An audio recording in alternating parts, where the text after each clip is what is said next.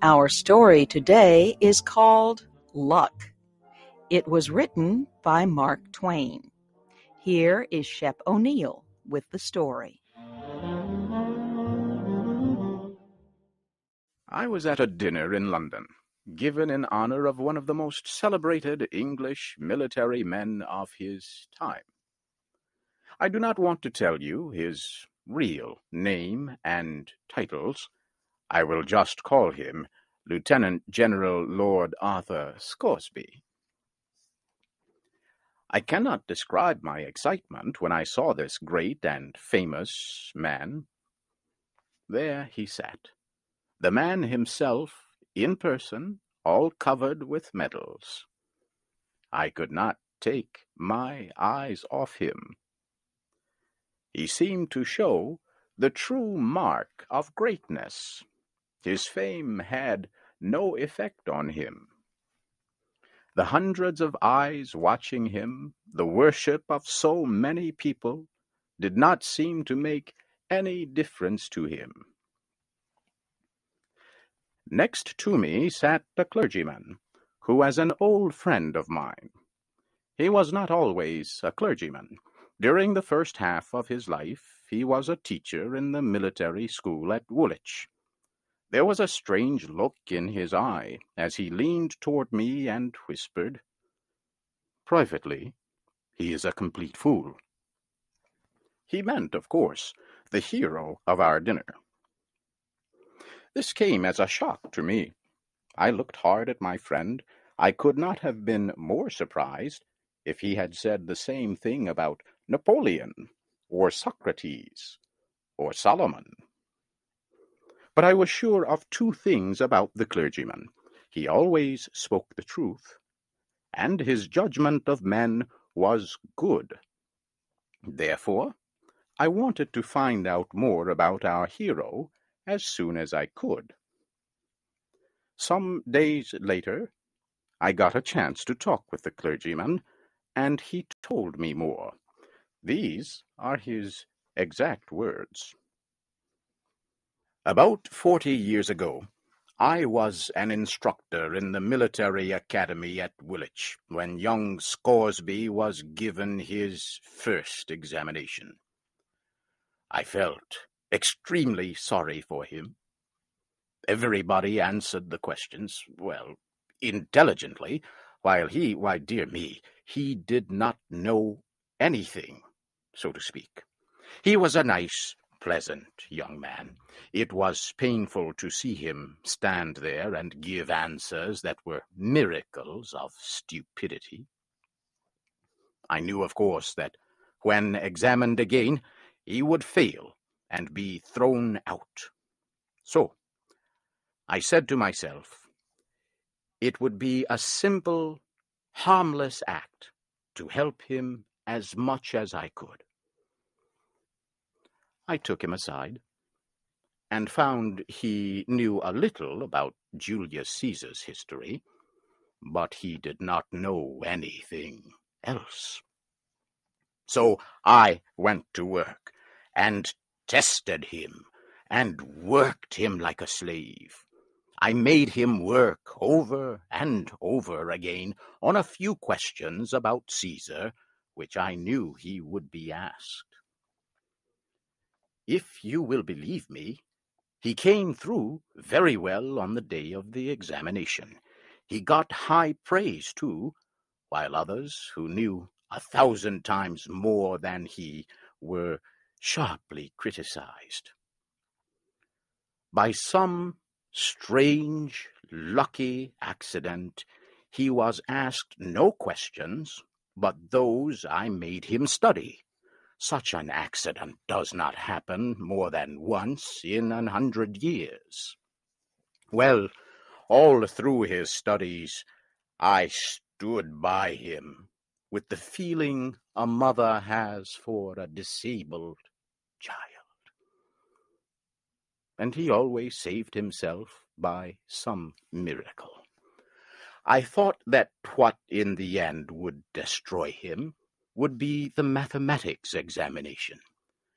I decided to make his end as painless as possible. So I pushed facts into his stupid head for hours. Finally, I let him go to the examination to experience what I was sure would be his dismissal from school. Well, sir, try to imagine the result. I was shocked out of my mind. He took first prize, and he got the highest praise. I felt guilty day and night. What I was doing was not right, but I only wanted to make his dismissal a little less painful for him. I never dreamed it would lead to such strange, laughable results. I thought that sooner or later, one thing was sure to happen. The first real test, once he was through school, would ruin him. Then the Crimean War broke out. I felt that sad for him that there had to be a war. Peace would have given this donkey a chance to escape from ever being found out as being so stupid. Nervously, I waited for the worst to happen. It did. He was appointed an officer, a captain of all things. Who could have dreamed that they would place such a responsibility on such weak shoulders as his? I said to myself that I was responsible to the country for this. I must go with him and protect the nation against him as far as I could. So I joined up with him, and away we went to the field. And there, oh dear, it was terrible. Mistakes, fearful mistakes. Why, he never did anything that was right. Nothing but mistakes.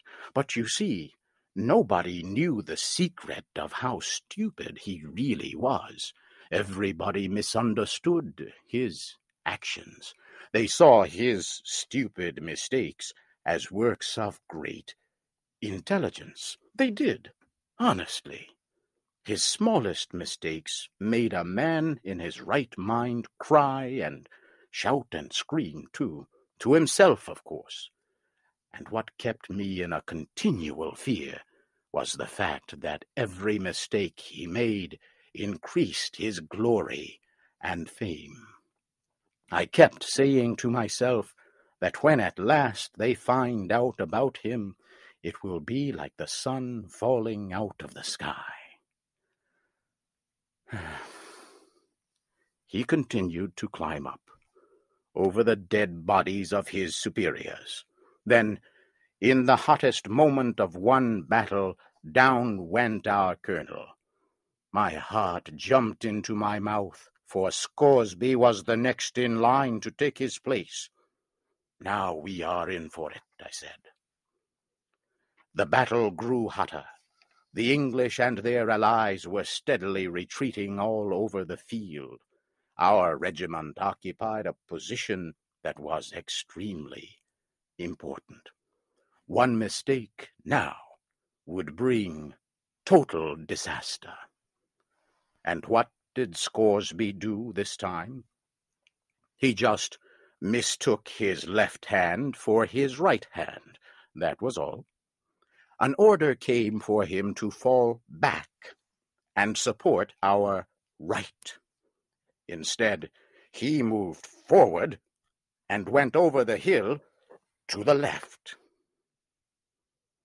We were over the hill before this insane movement could be discovered and stopped. And what did we find? A large and unsuspected Russian army waiting. And what happened?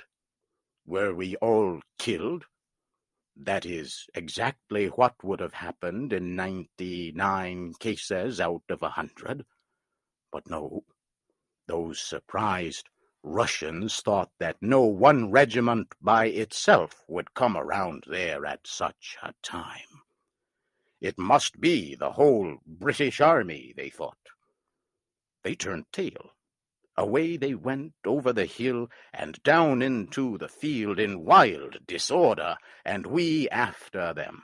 In no time there was the greatest turnaround you ever saw. The Allies turned defeat into a sweeping and shining victory. The Allied commander looked on, his head spinning with wonder, surprise, and joy. He sent right off for Scoresby and put his arms around him and hugged him on the field in front of all the armies. Scoresby became famous that day as a great military leader, honored throughout the world. That honor will never disappear while history books last. He is just as nice and pleasant as ever, but he still does not know enough to come in out of the rain. He is the stupidest man in the universe. Until now, nobody knew it but Scoresby and myself. He has been followed day by day, year by year, by a strange luck. He has been a shining soldier in all our wars for years. He has filled his whole military life with mistakes. Every one of them brought him another honorary title. Look at his chest, flooded with British and foreign medals. Well, sir, every one of them is the record of some great stupidity or other. They are proof that the best thing that can happen to a man is to be born lucky. I say again, as I did at the dinner, Scoresby's a complete fool.